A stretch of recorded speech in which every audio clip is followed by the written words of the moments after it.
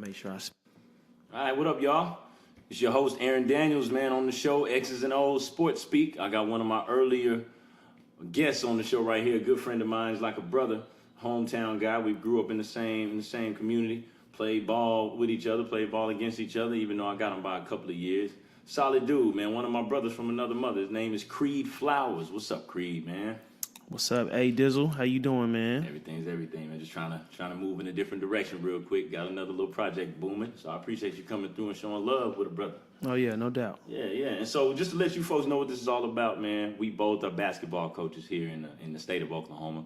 You know, we in Oklahoma City right now, representing for the West Side. Even though we both are East Side boys, you know. So I figured, who better to get a new project started with than somebody that I got a lot of love for on a personal level. So we're gonna get right into it, man.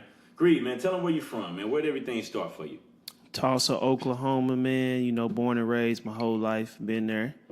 North side of Tulsa, you know, to be correct. You know, you definitely got to gotta get that credibility, you know, right off the rip. Oh yeah. But you know, that's where I'm from, man. Born and raised. No other place like it. You know what I'm saying? It has the good and the bad. Oh yeah. A lot of people like to focus on the bad, you know, but we'll take them both. Mm-hmm, good and for bad. sure. Now, where'd you go to school, man? Let's start from the roots. I'm talking about from elementary all the way up, man. Because I bet wherever you went, I'm gonna be like, yeah, I know where that's at. Yeah, for sure. It's like a journeyman, man, what they call that. So I used to stay out in Turley when I was younger. Yeah, so I went to Greeley first. You know what I'm saying? I went to Greeley till about second grade. Then my moms wanted me to move on up in the education, you know, department. So I went on to Barnard. Yeah, very familiar. Yeah, And I went into that section, graduated there. After I went there, we moved to the east side. So then I went to Foster Middle School for a year. And then at the beginning of the year, my seventh grade year, I transferred to Carver because we moved back to the north side. Wildcat. Yeah, you know, brother. due to my mom's, you know, getting married and all that stuff. So we moved back to the north side. Then I went to Booker T for a year and a half. Yeah. That's all, you know that's all love when it's out there. Yeah. You know, I'm a brave, but anyway. Yeah, I went there for a year and a half, and then I transferred to Edison for, you know, sports reasons. Mm-hmm. Went on there and finished out there. So That's big. Now, man, that's one thing I do like about your story, dog, is because it wasn't all peaches and herb, really, for you on your basketball tip. You ran into some bouts. You had to reroute. You know, so tell us a little about that. I know the story, but a lot of the listeners may not know, man. How'd it go for you playing high school basketball, your high school career? Man, it was a journey for sure. You know what I'm saying? I was definitely what you call a late bloomer. You know what I'm saying? A lot of people don't pan out. You know, me being a coach now, I start to see that a lot more often, that it's rare that you get some stories where they end up being feel-good stories at the end of them. Mm-hmm. You know what I'm saying? So basically, I started out at Booker T, did my freshman year there, and pretty much everywhere you go when you play freshman ball, just about everybody makes the team for the most part. You know what I'm saying? They get it in on the freshman level. So, you know, I was on the freshman team there. We was pretty talented. I think we ended up losing the championship game to Memorial, if I'm not mistaken. They had a pretty good run. You know, They got a championship while I was in high school for sure. True. So I ended up doing that. My sophomore year coming into it, I guess the coaches didn't see that much growth in my game. I was still a very undersized post player that had me in the post because I couldn't really handle the ball that well. Mm-hmm. I could shoot. I could always shoot a little bit, you know what I'm saying, but I could never really handle the ball that well. So I ended up doing that, playing the post, and they ended up cutting me like 2 weeks before the first game. Ooh. From the entire team, not just. Hold on, you have been grinding from day one, yeah, right? Yeah, for sure. Pounding that pavement, paying dues, and then that happened to you. Yeah, they ended up cutting me 2 weeks before the first game. I mean, I'm telling you, I was one of the guys that was always in the top of running. Right. You know, did everything I was supposed to do fundraising wise, got my stuff together. My grades were shaky my freshman year, True. But I got them together my sophomore year. You know what I'm saying? Started taking things more serious. True. So then they cut me 2 weeks before the first game. Then I took that, and I just ran with it, man. I started working on my game, working out, a little bit more often. I mean, I still worked out a lot, but I didn't really take no excuses. I didn't give myself excuses. I just took my lumps, moved on, started working, progressing towards myself. For sure.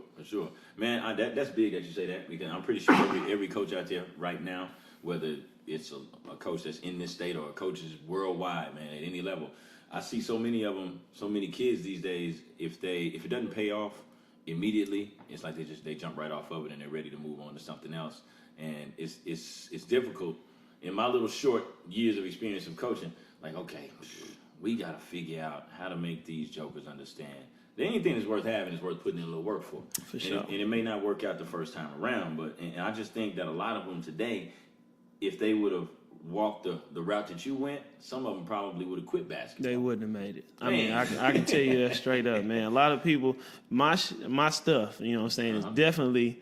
Yeah, I almost cussed right there. But We all human. you know what I'm saying? All human. But my stuff is definitely like a feel-good type of story towards the end of it. You know what I'm saying? I definitely worked for everything that I got. And, you know, I didn't have everybody in my corner, but I was surprised at how many people were in my corner after that, you know, after the fact that happened. You know what I'm saying? True. People bad talk coaches and think that coaches don't pay attention, you know what I'm saying, to the lesser players. But, you know, I had the coincidence of Nate Harris lived right around the corner from me. Right. So, you know, I grew up on the same block as him. So when I got cut, that was the year after he had already finished up at Booker T. So Shea Shields was the coach now. So beginning of a new era. Yeah. I remember when, you know, when I got cut, I was walking down the street heading up to the Y.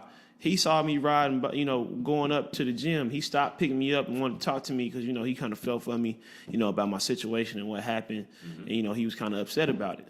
So, you know, that kind of showed me like, okay, you know, somebody's taking notice, you know what I'm saying? It's, you know, so. Somebody's always watching. Yeah, and when it came into the next phase of it, I was just kind of thinking like, where can I go play at? You know what I'm saying? I had a cousin that played football in Owasso, and I had been out there a couple times with some people, and I was like, you know, kind of on the scene. I was like, I might. What's his name? I bet I know. Terry Jackson, yeah. Yep. Yeah, he ended up playing at Colorado State. He went to Coffeyville, played Colorado State, all that. I grew up with his older siblings. Been knowing them for a long time. Yeah, you know, but you know, my mom was like, nah, we're not doing all that. You know what I'm saying? All the way out there, you know, pretty much we're gonna stay in the Tulsa area. So I had ended up checking out Edison, and the reason why I started checking out Edison was because at the time we also had somebody else from Booker T that was transferring out, in Clyde Hill. He was about to get ready to transfer out, and Desmond Butler was about to transfer out from Central. True. To Edison. You know what I'm saying? Both of them So for some reason, you know, I went up there and checked it out. Clyde Hill, Nate Harris, Tim Smallwood was all within a whole block of each other. Tim Smallwood was already at Edison. Clyde Hill was, you know, working on going to Edison, obviously. Right. And, you know, Nate Harris was, you know, a legend, coaching legend, you know, 10 championships, all that. Absolutely. So I went up there to a practice, checked him out, and my step-pops just asked me straight up verbatim, like, you know, do you think you can make the squad up here? And I was like, yeah. So he, you know, worked his magic, whatever he had to do, you know what I'm saying? Right. You know what I'm saying? Pulled some strings, got it done. So, you know, times were a little bit different. Yeah, for sure. So, you know, I went enrolled in Edison, and literally nobody knew me when I went to Edison and I enrolled. Nobody. I had talked to pretty much no coaches, none of that. So the first day when I get in there into school and I'm trying to get into basketball, I had to go pretty much, you know, plead my case to them like, you know, I'm trying to get in here and work out. One of the first people I see when I get in there is Mark Rutledge. You know what I'm saying? Shout out to Mark Rutledge. Yeah, man. He just landed a coaching job, man. Oh yeah, so we're gonna be in touch, dog. Anyway. Yeah, for sure. So I see him, and it was like before practice started, so people kind of, you know, just messing around. You know, people like to play one-on-one, stuff like that. You know, 21, you know, just get up shots playing around. So he sees me. I know I get in there and start playing. I'm making some shots, and he's like, okay, you know, you got a little something, you know, a little something to you. You know, he pulls me to the side, like, don't let nobody change, you know, your game, your shot, you know what I'm saying? Because, you know, you got some stuff that you can use. So, you know, I took that. Coach Ships and Coach Paris ended up bringing me in a meeting, like, you know, who are you pretty much, you know, why do we need you? And the only thing I had to go off of was an interview type of setting? That like almost. Okay. The only thing I had to go off of was I played locally with a little, I guess you can call it the AU team, but, you know, I used to play with, you know, Coach Baker, you know, rest in peace, Coach Baker. You know what I'm saying? I used to play with him with the Tulsa Irish. So they basically called him, he rep for me, and they gave me a shot on the team. You know, they didn't have to do that, you know, they gave me the shot. So once I got the shot, I pretty much ran with it. You know what I'm saying? My junior year, I played JV the whole year. Once you transfer, you had to sit out a year and play. The only thing you could play is JV. True. So I played JV. I did that. And then, you know, but I still didn't get the reps once we got cleared into varsity that I wanted. Okay, So now, which year was this? My junior year. Junior, okay, cool. I'm with you now. So, but I transferred in my sophomore year. But when I started, you know what I'm saying, I started playing again my junior year. I wasn't one of the focal points in, you know, that varsity rotation. I got you. Now, Clyde and Des, when they got there, they was already, you know what I'm saying, pretty much. Yeah, they had plans with them for, you know, already. Yeah. So, senior year rolls around, and, you know, I didn't work my tail off, did what I was supposed to do. I'm coming into my own. and pretty much earned my spot. Did what I was supposed to do, and I ended up having a pretty good year, pretty solid year, more than a lot of people can say. And we were winning at a really high rate. I'm saying? A lot of people predicted us to win the championship and all that. And what a lot of people don't realize on that team is a lot of times I played a lot more minutes than everybody else, on the team. 'Cause I used to play that second unit for defensive purposes, and gelling purposes. So absolutely. You know what I'm saying? That's a big point you made about the reasons why you stayed on the court. I mean, and, you and I, we work together when it comes to coaching. And I think a lot of the players these days, I'm talking high school level more particularly than any other level, they don't really care much about that other end, man. Yeah, everything is about the touching that ball and scoring. But what they fail to realize, you got 10 guys on the court with one ball. That's bad math. Everybody's not gonna get the same amount of touches, the same amount of shots, same amount of points. Somebody's got to do something else to contribute. And it sounds like you took on the task. But the first thing that's most important is that you realize, okay, man, I got to do something different. And you embraced it. And it sounds like it worked for you. Now, you played for some coaches that I know. And one of them is Coach Ships. Raymond Ships been around for a long time, man. Even whenever I was coming up as a shorty through the AAU circuit, man. And even Jamal West. Jamal West was the JV coach at Central High School whenever I was a freshman in high school. Can you talk about those guys, and what are your relationship like with those two guys, man? How were they influential to you through your journey at Edison? I get a lot of my personality nowadays, coaching wise, from them. I get little points from each of them, because you got to have you got to be able to mold people and adapt somewhat, but they have to adapt to you more so than you adapting to them. But for sure, at the same time, Coach Ships was the bad cop at practice. You know what I'm saying? He was that's what I remember. Yeah. Hey, get up there, go run. You're not doing what you're supposed to do. You're not getting hooked up. You're not going hard. He was the bad cop type of guy. You know what I'm saying? But you either hated him or you loved him. And there was no in between with that. You know what I'm saying? No middle road? No in between whatsoever. You either hate him or love him. Because the people that loved him was the people that was okay with getting pushed. And they know that, he's in there for the right reason and trying to get the best out of you. So that's all that was. Jay West was a player's type of coach. Right. Coach West, you could be going up against the Golden State Warriors right now tonight. And before you walk out of the locker room, you're going to feel like, we about to beat the hell out of them when we get out on the court. You know what I'm saying? Right. Because he had that type of mojo to where I don't know what he did, but he could just instill in you that you could do it. You know what I'm saying? You go out here, man, they can't touch you, man. They can't mess with you, man. You know what I'm saying? That's his demeanor right there. Yeah, and once he get out there, man, I'm telling you, he'll have you doing some stuff that you didn't even know you could do, or you tapping in to other levels, you know what I'm saying? But he had a way to waking you up. One of my classic, coaching stories, one of my favorite, funny coaching stories is with him. You know what I'm saying? I think I heard this one before. For sure. Boy, that's big, man. Hey, man, shout out to both of those guys, because they've been around a long time. Not to date them or anything like that, or to try to reveal their age, but those guys are true veterans in the game, and, they played a part in both of our careers at some point. And I'm pretty sure even beyond us too, But when it comes to coaching, man, I really think that coaching is a lot like teaching. I didn't really believe that early on, and a lot of that was me being like, man, I don't feel like being in a classroom with a whiteboard and a piece of chalk. I want to be on the court coaching. But since I started coaching girls first, it made me have to hone in on my teaching skills, and I'm glad I got that experience in me first. Look at you, you're a very important dude, man. Somebody's calling and everything. But, and because I had to learn how to be a teacher, because, girls don't necessarily have that same amount of athleticism to fall back on than the males do, like the males do. Then once I transitioned to the males, man, things just are a little bit easier from an instructional standpoint. Now, the fellas don't always do what you tell them to do, you know what I mean? But I'm saying all this to say that I think you got to really have a passion, not only for the sport, but for young people in order to want to go from playing to coaching. And what I'm gearing up to ask you is, what actually made you want to start coaching or want to give all that knowledge back? Man, I always knew I wanted to be around the game of basketball. You know what I'm saying? Everybody has those aspirations of playing professionally, whether it's overseas, NBA, you know what I'm saying, all that. True. And I always... Realistic or not. Yeah. And I've always been a gym rat, you know what I'm saying? True. Point blank, period. So at the time of me, being in college and being in Muskogee in college and going to the high school to use the gym because we couldn't get in our gym as often. You know what I'm saying? I started to fall in love with, with the process and helping people. I've always seen that. And, throughout me, myself, I know that anything can really be done if you just put the work in for it. The right kind of work. Let's get that right on, while we on air. People out here working in the wrong way all the time. I see kids every day and I have to go and correct them on how they working because a lot of that nowadays, they really don't know how to work out. And, push themselves. Take a shot and then chase the rebound down. Man, that ain't enough. They don't know how to, really get it in. But I always knew I wanted to be around the game. And once I got into it, man, I really started to love it. You know what I'm saying? It's a lot of stuff that people can hate about it, but at the same time, it's very rewarding.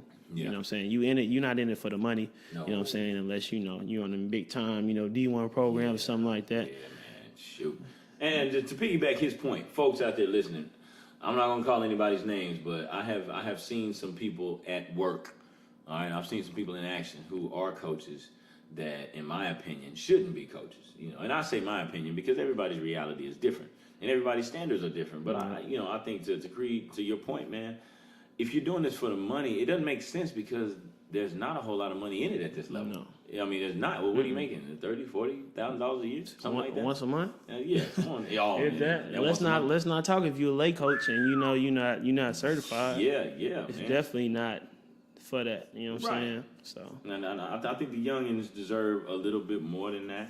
And my pops always told me, whenever you find a way to get paid for doing something you love, then that's when you really are winning. And I think with you being a guy with the experience that you have and going the road that you had to travel, and with you still being relatively young, 25-year-old, you still got more days ahead of you than you got behind you. I think, man, I think the kids that you work with are pretty blessed to have somebody in their corner like that. And that's really real. That's really real. Now let's talk about college, dog. You've had a little bit of an interesting college career too. Yeah, for sure. Bounced around just a little bit, right? Mm-hmm. Tell us about that, man. Where'd you start and where'd you finish?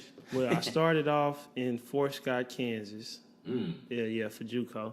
And, how I ended up there was I eventually ended up on the West Coast, but I could have went there originally, but my mom didn't want me to go. She didn't want me to be that far away from home, you know what I'm saying? You got to keep the baby closer, Once we seen it, down the street, she was like, you should have just went the first time. Right. Out of college, I had JUCOs looking at me, a couple of different JUCOs, and I had one that was interested in me in California, in like Coalinga, California, or something like that. So my mom's about it, she shot it down, like pretty much from the jump. Like, no brainer. Yeah, like, no, you're not going to California. Too far. Yeah, so then I had... I didn't really, where I was gonna go for basketball. So I was just like, I'm just gonna go to UAPB at the time, University of Arkansas Pine Bluff. I got a lot of family out there and stuff like that, so I was just gonna go to school there. They were Division II at that time, just like they are now, right? No, they Division I. They Division I now. Oh, you just educated me on something. Yeah, but I was just, they in the SWAC. I was just gonna go there, go to school, maybe try to walk on stuff like that. But I still had a love for the game. So during the summertime, I was still playing. Primarily I was playing under Coach Carter. Sidney Carter. Yeah, shout out to Sidney Carter and his crazy ass. Yeah, you know what I mean. I played for him too. He's wild. Yeah. Good dude. Anyway, proceed. Yeah, it was a lot of us. People still trying to get those right looks, right offers, right opportunities on there. And I ended up going to this one in Texas with him in this tournament and playing, and ended up getting looked at pretty much by Fort Scott. They came out there to see me. I had a pretty decent game and. My coach had put in a good word for me. So I went over there and to Fort Scott for a year, and it was definitely a grind out type of year, you know what I'm saying? I always tell everybody, JUCO is not for everybody. Yeah, everybody can't survive JUCO, you know what I'm saying? And I had went through the whole year, ups and downs, you know what I'm saying, with a questionable type of coach. And yes, I will say that on the air, questionable type of coach, you know what I'm saying? Yeah. Now, we being coaches know that, a lot of times, players are in the wrong, you know what I'm saying? They feel like somebody did them wrong or something like this. Right, whenever it doesn't work out for them. But trust me, I know when right is right and wrong is wrong. And, a lot of times it was in the wrong. We started off with like 20-something players, ended up with 6 at the end of the year. But that's junior college for real. For real, yeah. So I was going to end up coming back too, because I was like, I done paid my dues, did all I was supposed to do, you know what I'm saying? But he started doing some shady type of stuff, you know what I'm saying? I had suffered an injury, like a high ankle sprain, during the Ooh. off season while I was playing pickup. And That's tough to bounce back yeah, from. ended up saying I was faking it and some more stuff, so I ended up having to leave that situation, man. You know what I'm saying? And do what was best for me. So then the summer came, and I really didn't know where I was gonna go, but I was still working out every day. You know, still staying ready. That's the biggest thing within the grind is you always have to stay ready. You know what I'm saying? So you don't have to get ready. So I stayed ready, and I ended up going to play pickup in Tulsa at the church downtown one morning. Right. And this one guy saw me having to be coach, and he was coaching out on the West Coast at a JUCO up in Oregon. Right. Wendell Moore, you know what I'm saying? Shout out to him around the BA area. That's cool, man. Yeah, he saw me and was, instantly wanted me to come up there with him. He's like, "You gonna come up here, you gonna do your thing, you know what I'm saying? We're gonna get you on, yada, yada, yada." And I ended up, going there, and things didn't pan. We had a very talented team to start, but things didn't pan out, as I just told you, with JUCOs. Right. And we ended up at the end of the year with only a couple players as well, like 7 players, something like that. Yeah, man. And a lot of people ended up ineligible or hurt, you know what I'm saying? Right. We had a lot of talent. It just didn't pan out the right way, True. like you would hope. So did that, and I averaged about like 11 a game, you know what I'm saying? Got in the double digits, which is a big jump from, not playing that much, going to averaging about 11 points per game. Right. Went there. So I imagine you played some pretty good minutes then. Yeah. I played probably more minutes than just about anybody. Good. There's probably one other dude, you know what I'm saying, that played as many minutes as I did. Big time. And at the same time, so we did that, and I didn't really have that many offers because we was losing at a high rate. So I ended up getting a letter in the mail from Bacon, you know what I'm saying? So I hit the coach up. He had hit me up, showed interest, and he recruited out of the NWACs. Guess he saw I was from Tulsa, you know what I'm saying, saw my stats and was like, we can use you up here at Bacon. So There you go. ended up going, I didn't even end up doing my last trimester there because there really wasn't no point with me academic-wise. So I went up to back to Oklahoma, went back home, went there, and I was pretty much sold on it. So then, I went to Bacon my last 2 years. Had a pretty good, career there. My junior year, we didn't win as much. My senior year, we finally got to winning some, you know what I'm saying? I can remember watching that team play your junior and senior year, really, but yeah, man, y'all had a good squad. Y'all had a good squad. Do you think that y'all were able to get the most out of that group as possible? Not necessarily, because we did suffer some key injuries. You know what I'm saying? Big Jerm was out for, quite some time. I had shout out to Jeremy McClain, man, the big fella. Yeah, we big had lefty Derek Coleman. yeah. He shoots just like him. Shoots just like him, man. Jerm, I'm messing with you, man. Yeah, he had got hurt, and that was a big, presence in the middle. Derek Thomas, DT, was our starting point guard for a long time. He ended up leaving, you know what I'm saying, because he didn't feel like he was getting done right, you know what I'm saying. And that cat had G. on the scholarship type tip. So he ended up lefty. leaving. You know what I'm saying? But we had so many numbers that we still, moved on and was still competing. Right. And I had a really good stretch where I was averaging about 20 points per game, especially when conference started. Ended up hurting my ankle, and then my numbers kind of went down from, down from there a little bit. Was it the same ankle from Fort Scott? No, I don't think so. I think it might have been the other one, but it was just, them high ankle sprains and stuff like that. It's kind of hard to. It's different from a long ankle sprain. You know what I'm saying? They linger, so I've been told. I've never had that injury. Knock on wood. Hope I don't ever get it. Yeah, we ended up making the playoffs, whatnot, losing in the first round to Our Lady of the Lake.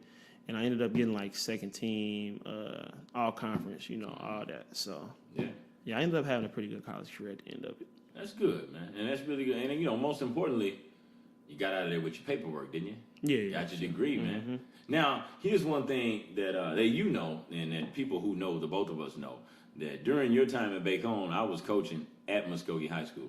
I was a part of the girls basketball staff. I was a part of 5 really good teams, man. But that's on another note.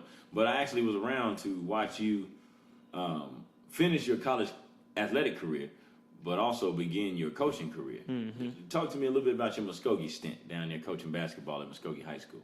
Man, it was really just kind of, being in the right place at the right time, being blessed with Josh Berry, shout out to him. Yeah, man. You know what I'm saying? Little bitty ass.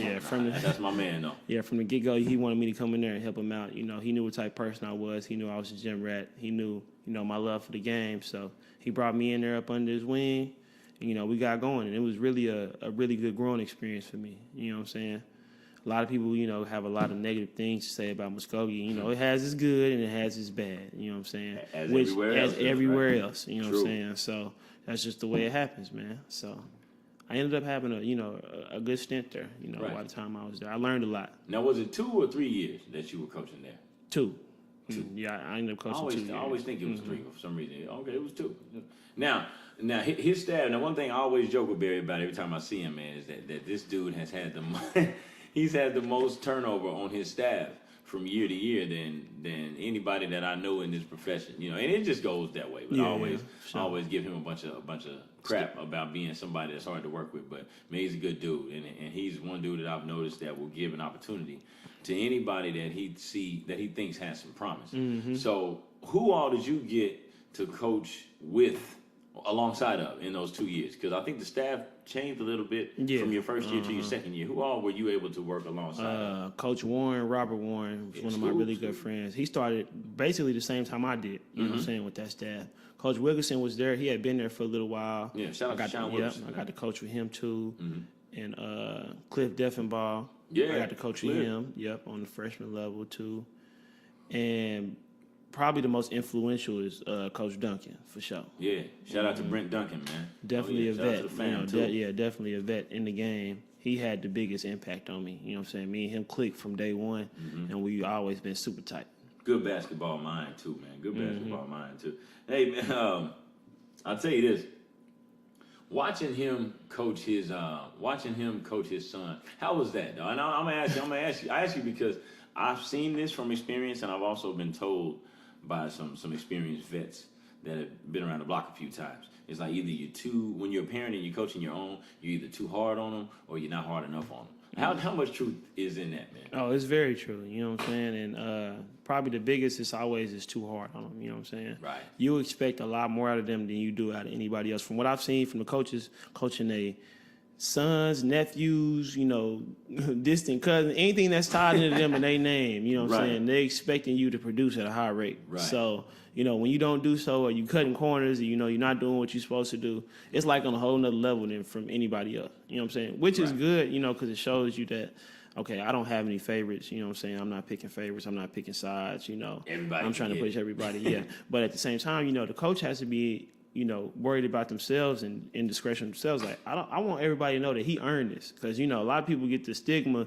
that, he's going to play just because he's related to so-and-so. You know what I'm saying? He's going to play. That's a given. And that's just not the way it works all the time. Unfortunately, we both seen it work that way when it shouldn't have. Yeah. Let's just be honest. Yeah, you know what sure. I mean? Now, how about, was Josh Berry and Tubby the same way? Like, it was a little more amplified whenever he was doing something wrong versus Tubby. And that's our boy too, man. Yeah, that's my dude, man. But he had to deal with and take a lot of stuff. You know what I'm saying? A lot of people didn't see that behind the scenes. They just thought he was some kind of like little spoiled brat. Right. You know what I'm saying? And he wasn't. He worked really, really hard. If you would have seen him in the off season, nobody was even close to him in the running. Nobody, you know what I'm saying, was working as hard as he was. Nobody was trying to get the gym keys as much as he was, stuff like that. And, he'll make some, some errors when he get in the game, you know what I'm saying? He'll get in his own way sometimes a little bit, but he's going to compete, day in and day out. You know what I'm saying? And when in doubt, he put the time in. Exactly. So, I mean, and so for you youngins, if there are any youngins listening to this right here, man, listen, when you put in that time, you earn yourself a little more credibility to where coaches will allow you to play through more mistakes, whereas somebody else who's not working like you, they're not going to watch them out there making as many mistakes. Exactly. Those guys that get subbed out and sat down a lot sooner than another one who's working. So if you're putting in that work, those coaches would trust that, okay, he can play his way out of this. Okay, so please note that.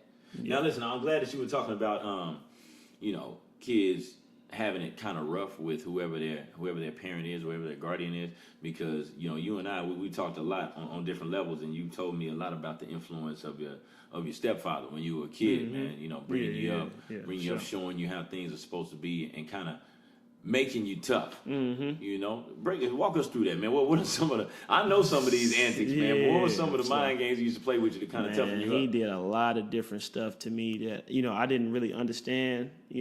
Coming up, and I ain't gonna lie, I would run to my mama, all the time, complaining like, man, he is tripping, And if it was any woman would think that it was a little bit out of control. You know what I'm saying? It was a little bit too much. But as I got older and became a man, I started realizing, man, he just wanted the best for me, you know what I'm saying? And he was right, about 99% of the time he was right in, some of them certain situations. I wasn't the toughest kid when I got to him because it was just me and my mom for a while. You know what I'm saying? So I was chubby, out of shape, not really athletic like that. And he used to just do little stuff like, test me out. I might be at the dryer, the washing machine, getting the clothes out of there, having to fold them because, them is regular child chores. Yeah, that's the worst part of laundry, man. Folding. Yeah, he would bust out, hey, give me 50 push-ups right here. You know what I'm saying? I'd be randomly. And I'd be like, what? In my mind, I'm like, what the hell? Like, why is he just making me do push-ups out of the blue? Out of the blue. Yeah, and it was at a time, when I first started, I probably couldn't even hit 10 in a row of them things, man. Just that soft. Just being a mama's boy that long. And then, after a while, he got to the point where he asked me and I could do it. You know what I'm saying? So then he moved on, to the next phase and stuff like that. You know what I'm saying? Basketball. I remember him telling me, going into my sophomore year, if you can't dunk, you know what I'm saying? He pretty much came in there and eyeballed me because he was shorter than me. Right. You know what I'm saying? Former boxer. And he looked up to me, eyeballed me. He said, man, if you can't dunk, you just need to quit. You weak as hell. And that's the exact words that he said. And that was the end of it? And that was the end of it. He walked away. And I looked and I was stood there confused, like, what is he talking about? What am I supposed to do with this information, right? It ended up making me get a chip on my shoulder and, I could dunk. I ended up being able to dunk. You know what I'm saying? So, he used to do little things to push me. And I didn't realize it at first, but, I had ended up playing McLean one game. Got a steal, had a big breakaway dunk on a big run that we had. It was like a 7-0 run. Home game or away? Home game, yeah. Okay. And that's how we capped it off. You know what I'm saying? It was a close game. We needed that win. And I ended up getting a dunk. First person when I walk in the house is greeting me is him. Height, jumping through the roof. Hell yeah, that's how you do that right there. That's good, you know what I'm saying? So, yeah, it comes back around, man. Biggest critic, but biggest fan. Exactly. You know what I'm saying? People don't, they don't really realize that, people are just trying to push you and get the best out of you. Some people just have a different way of doing it. Don't listen to, how they saying it. Just listen to what they saying. So. For sure, man. You actually kind of transitioned me into something else I was wanting to run by you because you and I, where we work and what we do, it's a different demographic of kids than what we grew up around and among. And it's different from our previous environment whenever we were still coaching, Man, what are some of the differences between the types of kids that we would deal with when we were in Muskogee coaching just a year ago or a few years ago versus the kids we're dealing with now here in Piedmont? I mean, you might deal with what we've dealt with before. You might deal with a knucklehead, but he has a lot of upside, a lot of promise. And when it comes time to compete, they're competing. They have something about them. They don't want to lose. It's not acceptable to lose. They trying to win at all costs. True. You know what I'm saying? They have a little edge to them, as to what we deal with now. You know what I'm saying? Kids who pretty much get just about anything they want, you know what I'm saying? Live good lifestyles, make good grades all the time. Never have to worry about eligibility pretty much for the first, for the most part. Now that is a good part about it. For sure. It's a good part for sure. But at the same time, we got good kids, and the bad thing is we got good kids. You know what I'm saying? Sometimes you got to get out there. You got to get up there and ugly the game up a little bit. And sometimes we're not able to do so or adjust to, people that's coming out there and they might be yapping a little bit. They might be being a little bit more physical than we are. So things that make you a bit uncomfortable. Yeah. So you just got to find ways as a coach, we try to find ways to tap into them, trigger them, see what triggers them, gets them going, piss them off to where they can hit that next year and, perform at a high level. So, that's just the biggest, offset from it. It's pros and cons everywhere you go. Remember that, people. No situation is ever going to be perfect. Never. Ever.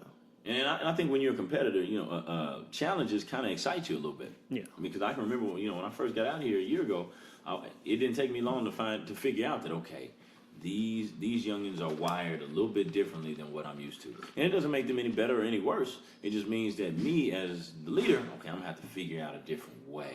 Okay, because we both know that they got something in them. Exactly. That we are responsible for pulling out of them.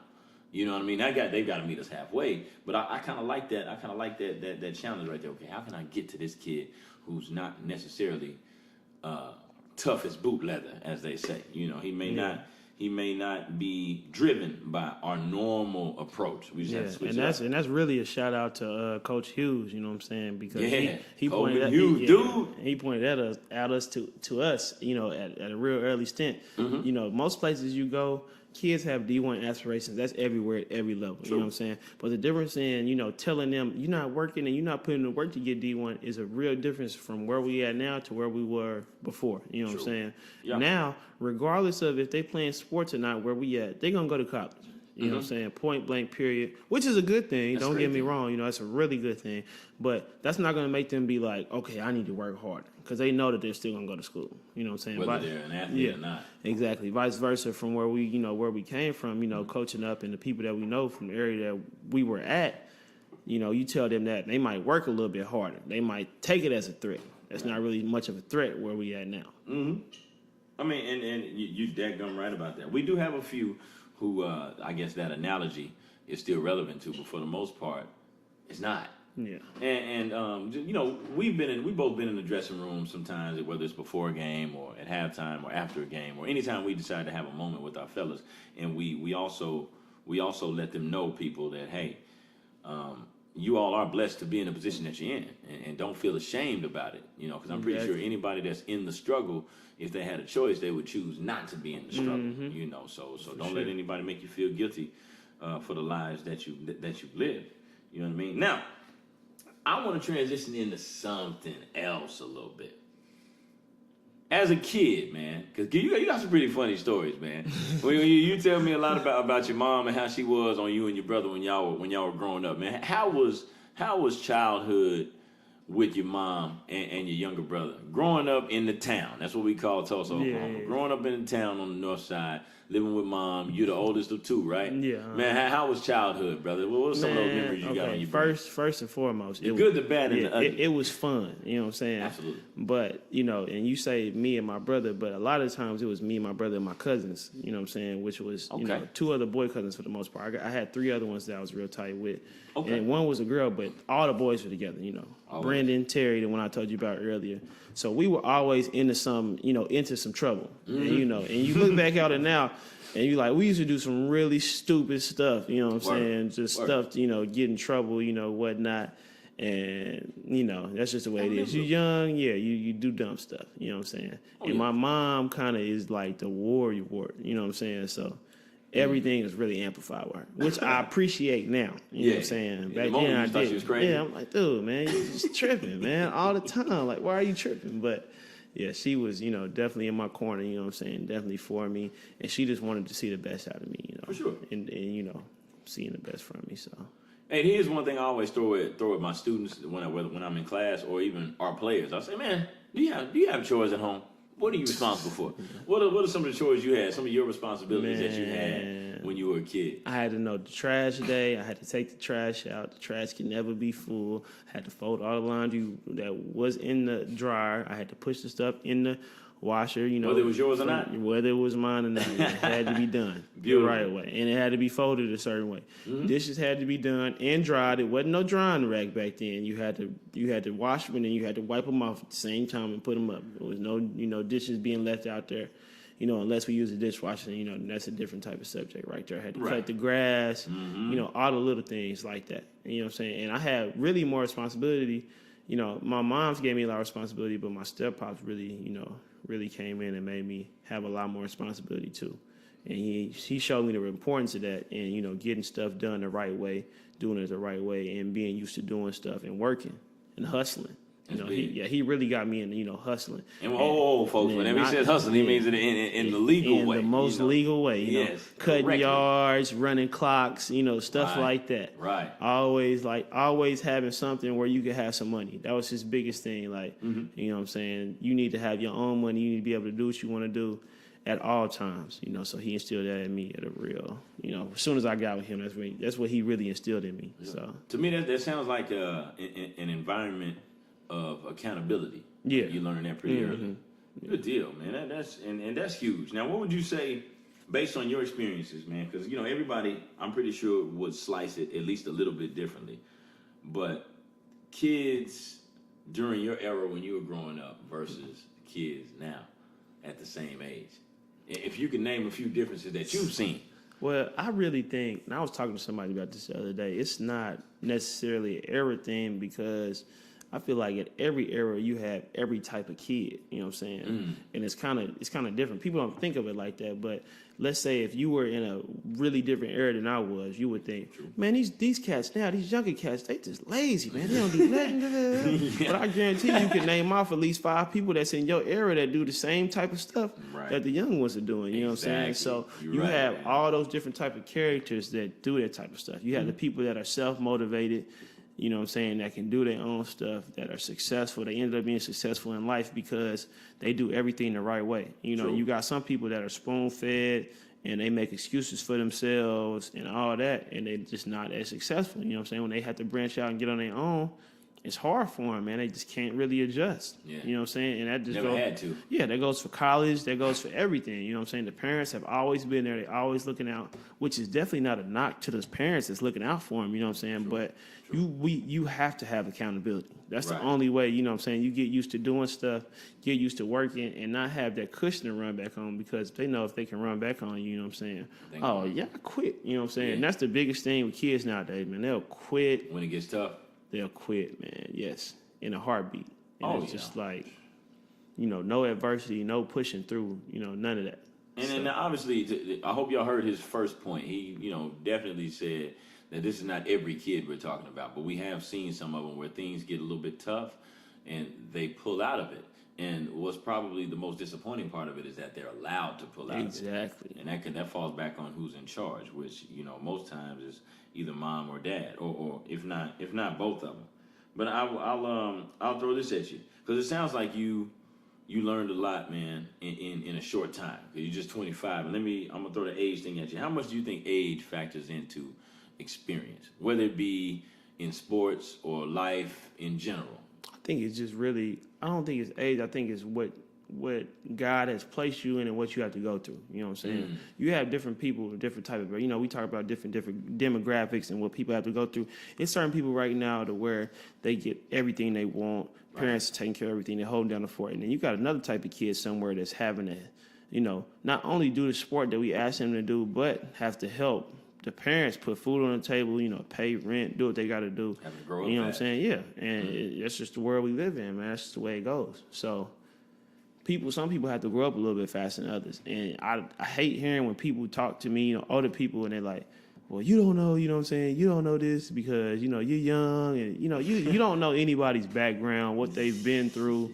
you know, what they face, you know what I'm saying? So it's not for you to be the judge in that. Yeah, and I agree with you there, man. I think some people kind of use youth as if it's a negative thing. Now, in some cases it can be, but not always. You know, I agree with you. I can remember somebody that I went to school with and played ball with. As an 18-year-old senior, this dude was living on his own. In his own apartment. He was the only one. He was maybe one of a handful of family members in the state that he was living in. So he had to hustle in a legal way to get it right. So I've seen the other side.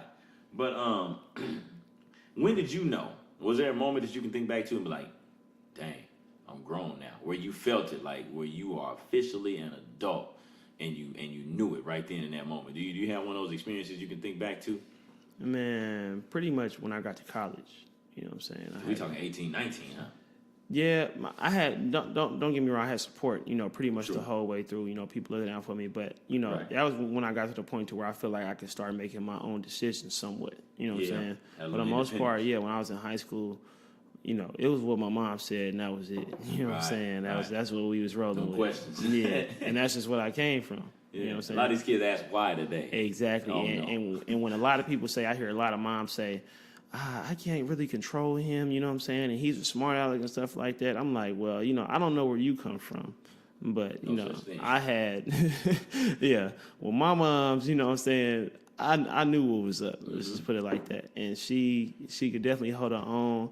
She definitely had my attention. She definitely had my respect, you know what I'm saying? So, that's big. Yeah, so it was just one of those things like, you know, I definitely want to make her proud, make her happy. I'm representing her at all times, you know. Sure, man. And, you know, just one of those type of things. Now let's talk relationships now, man. Talk about your players, dog, because I see you at work a lot. And, you know, I think part of the reason why I got you on here is not just because, you know, you and I are good friends, but I think a lot of times when you hear interviews or when you see statements from coaches, a lot of times it's the head guy or the head or the head lady. you know. But I think what a lot of times gets lost is how much work assistant coaches do behind the scenes. I mean, y'all are not second-class citizens. Mm-hmm. Y'all actually handle the meat and the potatoes of the operation, man. Exactly. Talk to me about how you, I guess you could say, how you deal with players. Is it an all-purpose approach that you take for every single player, or is it a case-by-case basis? Okay, I can deal with this kid this way. I can deal with this kid another way. Yeah, I would say more of a case-by-case basis. When you get them in there, and freshmen, and they all, they all wet behind the ears, and they all messing up the drills and everything like that. You kind of deal with them all on the same level. You know what I'm saying?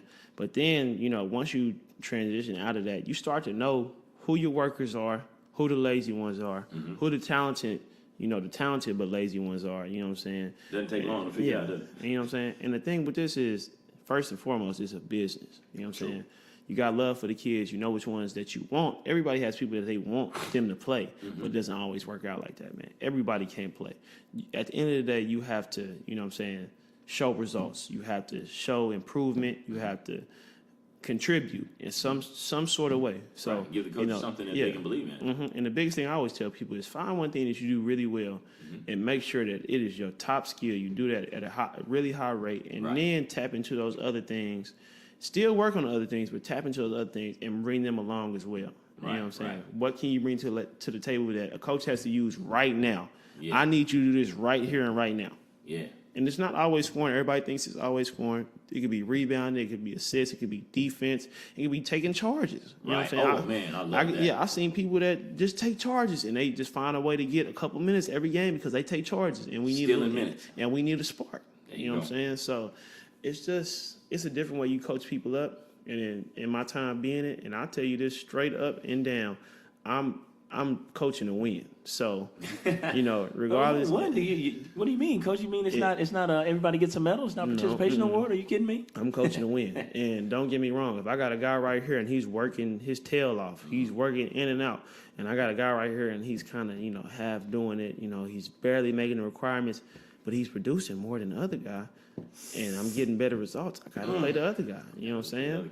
I think that's what gets lost, man. Yeah. And I can remember at my parent meeting this year, I was sure to bring that piece up because I've been approached before about, with a parent, of a kid who was putting in time.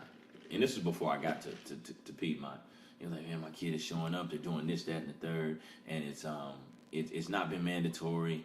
And I just feel like they're not getting their proper reward. But what they didn't highlight was what you just said. It's like, okay. There are no moral victories. I hope y'all hear that, loud and clear. Because you thinking about your child right now who, has other opportunities and other upbringings. We talking about another coach his livelihood is on the line. His family. Some of these coaches have families, kids that they are providing for.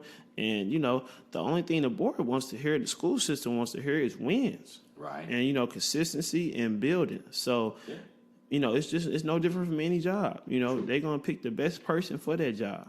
And sometimes people think they can play that card to, as to who and all this. And with some coaches, you might be able to do that. But around here, we don't really rock like that. You know what I'm saying? We don't do that. There's no, you can't, call into the board and, ask them a favor of who's going to play and, we donate this amount of money, yada, yada, yada. The best players is going to play. The people who are producing is going to play. And that's just the bottom line. And the day that, it changes and they make me have to do something else, that's the day I'm going to stop coaching because, I'm not, sacrificing my integrity to make somebody else happy and make sure that their kid is playing. Yeah. Point blank, period. And that's the way businesses are run, though, even outside of the realm of sports. And I think I wish folks would or could look at it from that angle. Like, business is business. Exactly. You got to pan out. If you can't help us business-wise, then we just don't need to do business. That doesn't mean that we can't have a relationship still. We just can't do business. Now, speaking of the business of basketball, you still play at all, man? Yeah. I still get it in. I still tear these young cats up. You know what I'm saying? It's like that. No modesty in it. Just go right at them. I'm still very active. And I think that's a big thing with me and my coaching is that I can go out there and show them something, rather than, you got an older guy. No knock to the older guys, you know what I'm saying? Yeah, we're all going to get there at some point. But they might not be able to, get out there and show them something. Get out there and show them that I can mix it up. You know what I'm saying? So they gain a whole nother level of respect for me on that type of stuff because they're like, oh, yo, he coming out here and he can do it, man. He can do this at a high clip, at a high rate. For sure. You know, I always let them know this was a lot of work put into it. It wasn't something that just came overnight. Yeah. So.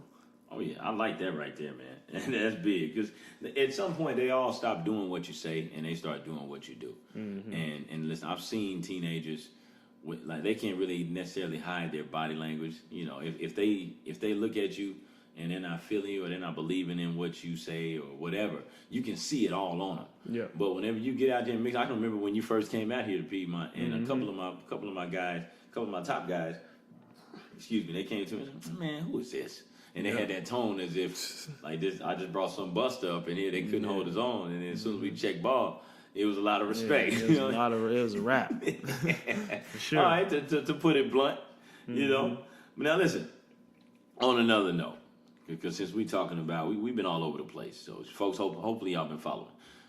Back to the relationships, man. Talk to me about your relationship with Smoot, man. Landon Smoot, man. He right here in the spot too.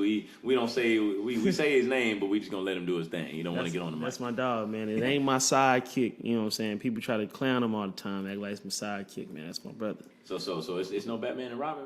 Nah, man, it's Batman and Batman. Batman you know what I'm Batman. saying? And we don't really mess with Batman. It's Goku and Goku. You know what I'm saying? If you really want to get technical with it, you know Come what I'm on, saying? man. The greatest superhero in the world, man. maybe you can call him Gohan. You know what I'm saying? Because he got a lot more potential than he taps into. You know what I'm saying? So you coaching him too now? Huh? Yeah, definitely have to coach him up. How far do y'all go back, man? We go back to Edison. He was 2 years, younger than me when he started at Edison, and as a lot of people that play sports know, you got the little hazing that goes on and stuff like that. Not like the the college investigation hazings that they going through right now. Just so basic. It's not fraternity style. Yeah, no, definitely not that. You know what I'm saying? Just a little hazing.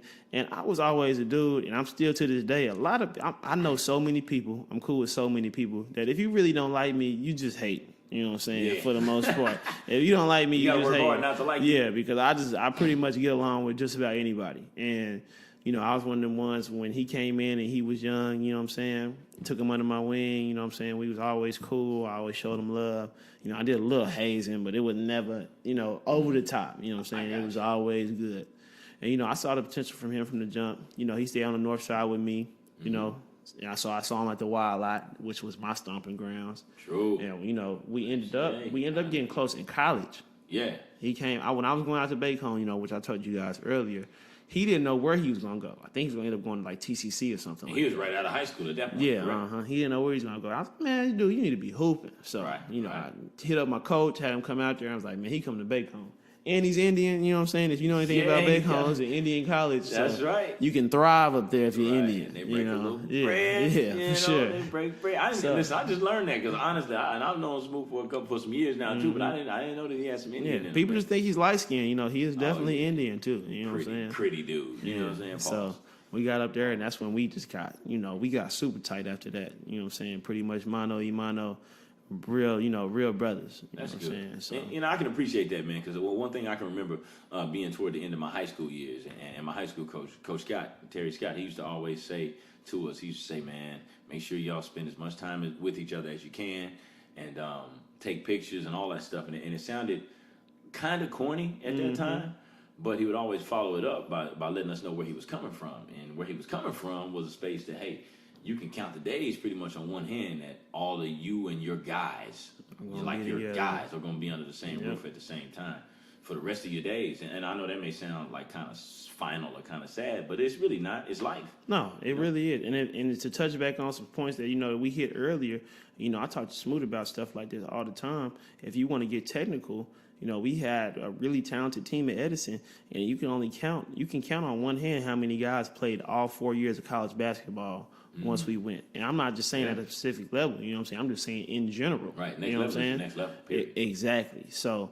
it takes a different type of, commitment, work ethic, stuff like that to actually be able to do that. And I've seen a lot of guys fall through the cracks. Very talented guys, you know what I'm saying? Whether it was injuries, whether it was their personal problems, you know what I'm saying? Right. So, it just takes a certain type of person to be able to do that, to go through all 4 years of college playing ball. Mm-hmm. That's a different type of discipline, no question. And going to junior college route, you got to be a dog. Exactly. You have to be a dog to go to JUCO. Now I'm about to get mushy on you, my man.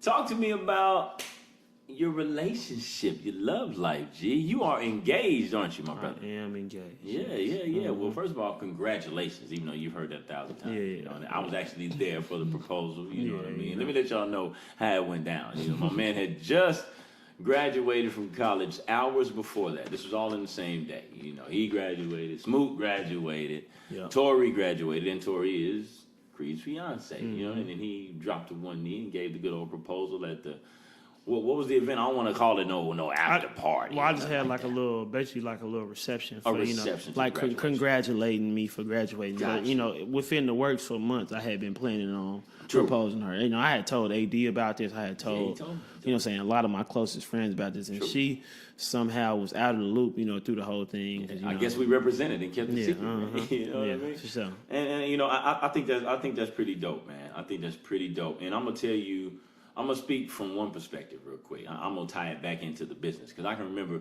being out here going through the interview process whenever I was trying to become a head coach, and I can remember my age being in question, so to speak. With me being relatively young, there were some programs that I interviewed to be the head of, being a little bit skeptical of taking a chance on somebody so young. And at that time, I was your age, or 26 or 27, and I would get a little frustrated and be thinking like, man, like, what, you know, age is just a number, like, Exactly. or what age, if it's not just a number, then what age is appropriate for y'all to say, okay, Hit he's the ready. next level. You know? And one of my good buddies, I can remember, it was Josh Berry. In fact, he said, man, a lot of programs, they look at, they are attracted to the family setup, so to speak, you know, when you're married. And if you have children, they say, okay, this is stability right here. Yeah, Somebody a lot we can more invest stable. in. You know what I mean? And I actually think that with you, not to, you know, say that you're Yeah. strategically getting ready to get married, but I think that that's going to work out for you whenever you decide to ascend to your head coaching heights. But talk to me about Tori, man. How did y'all connect, and, you know, where'd the love come from, man? Man, met her in college, you know what I'm saying, at Bacon. You know what I'm saying? I met her, the first time I met her was in the, like, admissions office or something like that, you know, financial aid, all that. Right. Just, you know, just a cordial. If you know anything about Bacon, them dudes up there be on it, you know what I'm saying? Hounds, you know what I'm saying? The female to male ratio is, you know, very offset. So you can't really blame them at the same time. It's kind of, you know, for keeps. Yeah. And I saw her and Shoot your you know, shot, man. Yeah. And best believe, people still tell me to this day she's a cold piece, you know what I'm saying? So she's a good looking girl, man, I'll tell you. So, you know, when I saw her, you know, I just introduced myself, said hello, and just act like, you know, it was nothing. Just kept it pushing, you know what I'm saying? Smooth. But, yeah. and I made sure every time I saw her, though, that I spoke, you know what I'm saying? I said hi once I knew her name and all that. And then somehow she ended up, like, following me on Twitter or something like that. And I hopped in the DMs. I hopped in the DMs, you know what I'm saying? For sure. Then it was a wrap after that. It was you a know what wrap, I'm saying? huh? Yeah, we pretty much hit it off. And she was somebody I knew that you know what I'm saying, I needed in my life, you know, I wanted in my life. Real positive, you know, go-getter, everything I wanted, you know what I'm saying, in a female. You know what I'm saying? So, Gotcha. And, you know, I've always been told by cats who have already turned that corner, they always say, hey, man, when you know, yeah, know. yeah, for you sure. know what I mean? Was it that moment initially when you first met her, like, oh, it's something different about this, or it took a little time? It was something different, you know what I'm saying, and I approached her a little bit different than I would, you know, some other girls, you know what I'm saying, not to knock the other girls, I get you know what I'm saying, what I mean? it was a little bit more I get delicate of a situation, so, you know what I'm saying, I spent a little bit more time, you know, had to go through a couple of rough patches, you know, stuff like that, True. and, you know, I knew that she cared, you know what I'm saying, so Exactly. went through that, did that, and I knew, you know what I'm saying, I pretty much was pulling a diamond out of the rough, so, you know, once I did that, it was a wrap, you know what I'm saying? And I knew, that. you know what I'm saying, that's somebody I want to start a family with, you know what I'm saying, you know, proceed my life with and all that. So That's big. Mm-hmm. All right, my brother. Shout out to Tori too. You know, what I mean, she's loved. She's loved. She all right. She's She family, all right. for real, Yeah. for real. Now here's how we're gonna put a bow and a ribbon on this thing right here. I'm gonna shoot a couple quick questions at you, quick hitters, like we know in basketball. You know what I mean? First one: UNC or Duke? Duke all day. All day. F UNC. That's the edited version. You don't want to hear what I really have to say about UNC. Well, all right. Setting the record straight. All right. Biggest life influence? Oh, that is a tough question. Yeah, I'll do it, man. Let's see what you got. Or do I need to come back to it like the teachers do? All right, we'll come back to All right, that. we're We gonna- are going to answer that, though, before the end of this. One person you look up to? Sort of in the same ballpark as the previous question, but That is a tough one. I look up to a lot of people. Let's just say I don't look up to just one person. we don't have to limit it to one. Yeah. You know. If you got something off the dome. Brent Duncan, for sure, Josh Berry. True. You know, you know what I'm saying? You might not look at it that way, but, you know, you a young coach, you know, in a young setting, you know, pulled me out here and put me in a good situation. So, you know, I look up to you, too. I appreciate I look up to, you know, a lot of people, a lot of different people, you know what I'm saying, at the ways that they teach stuff. Sidney Carter, you know what I'm saying? Yeah. A lot of people wouldn't say that they look up to Sidney Carter, you know what I'm saying? And we're going to get him on the podcast. He dog. is He's a coming. very influential type of person, and you either love him or you hate him, and that's just the way it goes, Right. you know And what if I'm he's in saying? your corner, he's in it. Exactly, and it's no in between with that. You know what I'm saying? So it's a lot of people I look up to, just what they did, the type of effect that they had on certain people, stuff like that. So Loving that. Mm-hmm. One thing you're most proud of. most proud of me. There you go. You know what I'm saying? Yeah. Coming from you, what you came from. Yeah, for sure, man. I everything I got, I earned. Nobody can say that they ever gave me anything, you know what I'm saying, from that aspect. Everybody told me I couldn't do stuff all the time, and I always found a way to get it done and do it. You know what I'm saying? Whether it was playing, coaching, anything, you know what I'm saying? I always persevered and, you know, didn't let nobody tell me that I couldn't do nothing. Let me ask you this. Was it more because you wanted it, or was it because they told you couldn't have it? It was Or held it you was down as more a vote? it was because of me, you know what I'm saying? Anything that I want to do it. But at the same time, they just added more fuel to the fire Right. by doing certain type of things, you know what I'm Doing saying? another log in Yeah, because, you know, that's just the way that they approached it. It came at me, so, okay, I can't do something. You think I can't do something? I'm going to do it. Yeah. That's Mm-hmm. how you do that. One major career goal. If you thought that far. Championship first and foremost. Always winning is always on the first Virginia. I want to be a pivotal point in one of my players going to a Division I setting. You know what I'm saying? Helping them in the process of developing as a player. You know what I'm saying? As a person, as an adult. Getting the right lifestyle, the readiness to no immaturity. And I can get them to that D1 level, because I feel like once you get one of those, you know what I'm saying, they start coming to you. You know what I'm saying, more than you create them. You know what I'm saying, they just fall in your lap after that. So, Absolutely. And I say we've got a few in our program that we think have that type of potential. Yeah, for sure. So we keep on working. Very last one.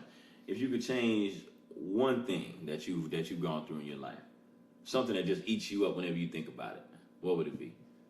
And I'll tell you folks this while he's brainstorming over here. Anybody that tells you that they live life with absolutely no regrets is a lie.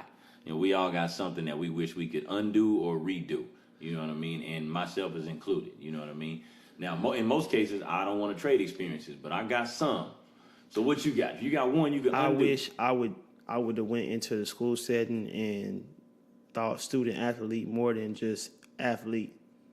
You know what I'm saying? Right. From that kind of standpoint. Thriving academically more. I feel like I've set myself in some holes, you know what I'm saying, made stuff harder on myself. Right. Not something that you can't necessarily dig yourself out of, but I just made it a little bit harder on myself, doing so, trying to get to the places that I want to be. I took the harder road when I didn't have to. You know what I'm saying? So that's probably one thing that I can say that I regret. But other than that, I don't really have any regrets, man. I love my story, you know what I'm saying? That's big. That's big. I love that story too. Man, folks, we appreciate y'all for sitting through this, man. We've been chopping game for a little over an hour, man. Creed, I appreciate it, my brother. Oh, yeah. Quality speak right here. And for my brother Creed Flowers, I'm Aaron Daniels, man. This is one of your earliest editions of X's and O's Sports Speak podcast coming at you. We're going to be dropping weekly. We're going to try to keep this going with y'all's blessings out there. So keep tuning in. We'll see y'all next time.